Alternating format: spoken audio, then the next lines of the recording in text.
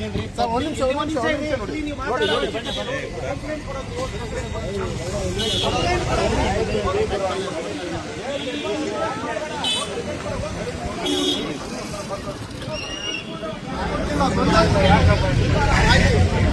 ನಿಮಿಷ ಹೊಡೆದಿದ್ದೇನಿದೆ ಸರ್?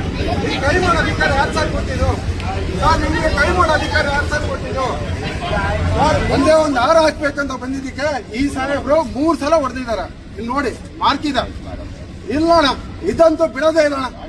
ಏನು ನಾವೇನು ಗೂಂಡಾಗಳ ಅಥವಾ ಕೆಟ್ಟ ಸರ್? ನಿನ್ನೇನು ಬಡೆ ಮಾಡಿದ್ವಿ ಸರ್.